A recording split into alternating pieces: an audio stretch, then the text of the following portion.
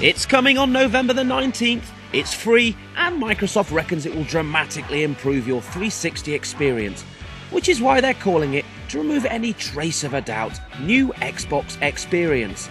Almost exactly 3 years since the launch of 360, why now? Well, as veterans of the original dashboard will know, what served its purpose well initially has arguably now outstayed its welcome. So, it's out with the old and in with, yep, the new.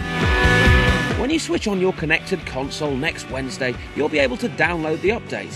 And to avoid any serious cases of new dashboard anxiety, Eurogamer has been having a good poke around in all the nooks and crannies of NXE to bring you a detailed guide to exactly what you can do and what to expect.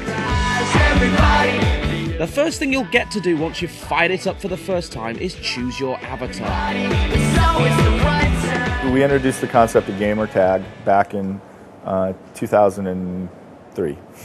And then in 2005, when we launched 360, we said, okay, it's not just your gamer tag, that's your identity and your authentication. Let's actually build out a richer profile. All along, we've had this plan of how do you continue to build out and make the profile richer. Designed by Britsoft darling Rare and clothed by the wild scribblings of angular fringed fashion students, if you just want to get on with things, avatars come in a variety of ready-made, off-the-peg varieties. But if you're intent on fashioning a square-jawed, sharp-dressed virtual double, there's a full virtual plastic surgeon's toolkit at your disposal. After all, no one loves an ugly avatar.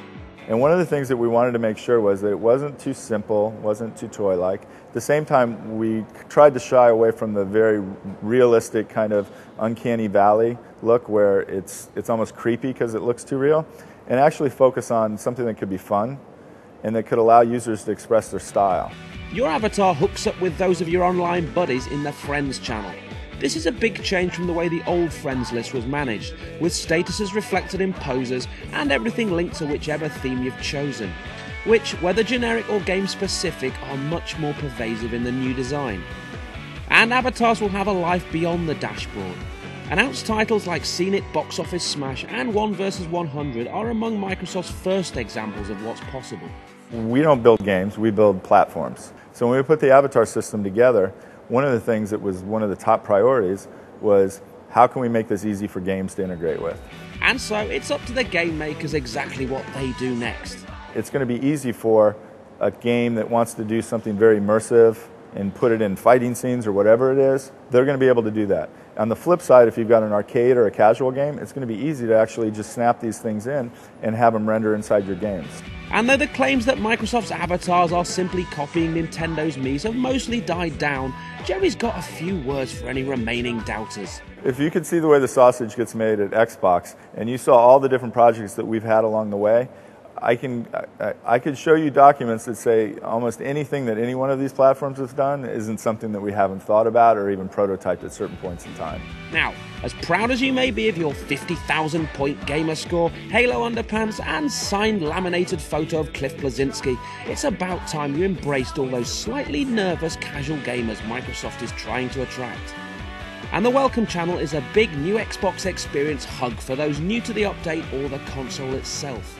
We wanted to make sure that as part of the migration experience into this, that users had the ability to, first thing in their faces, hey, go check these things out. Look at what avatars are, look at parties, take a look at the new UI, all these different features now, so that the first thing you do is not like, wow, what's going on? It's graphically, I can go in and read a few things, see some pictures, get some information on some of the new things that are in the system. If you like hooking up online with your mates for a game, then Party System is a timely addition. We'll let Jerry explain. How do you get a group of friends together and then introduce content into those? And so we came up with the concept of Xbox Live Party. And now from the guide or from the dashboard, you can actually bring a group of friends together.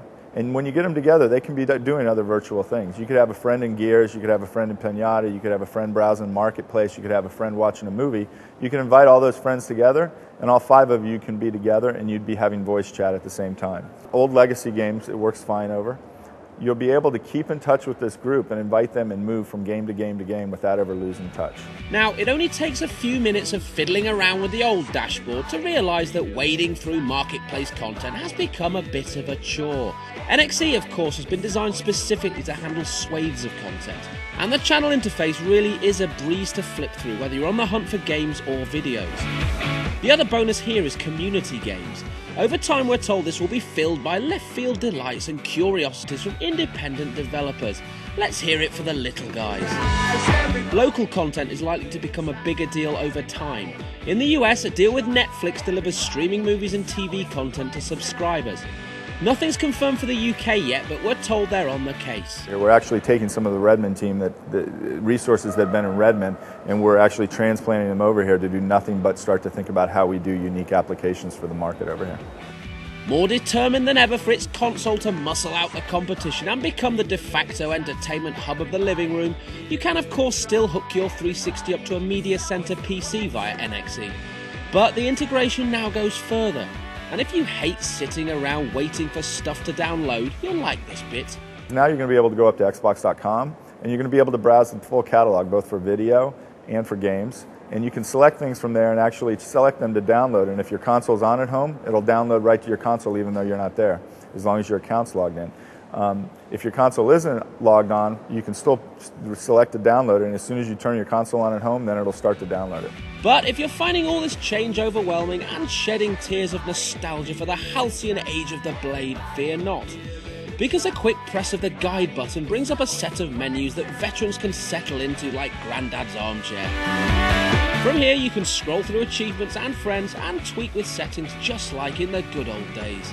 And one feature we definitely approve of is Quick Launch, which lets you rapidly switch between games either on the hard drive or in the disk tray. Nice. Having the option to install games to the hard drive should also cut out some waiting times. And with no disk twirling around 360's guts, your console will make less noise. It's a bold step forward for 360, but one that arguably justifies Microsoft's focus on software and services. There's also more due in the short term. The Primetime channel, originally due at launch, should arrive early next year with the promise of ambitious fare like massively multiplayer live quiz 1 vs 100. And the flexible design of NXE means Microsoft should be able to add features without complicating the interface. My hope is that the kind of things that we're doing are taking the hardcore that are on our platform and the committed gamers that love Xbox and making it easier for them to actually start sharing their experiences and fun experiences with other people. Remember, you can get connected and start sharing in the new Xbox experience from November the 19th. It's always the right time, it's always the right time, it's always the right time, it's always the right time.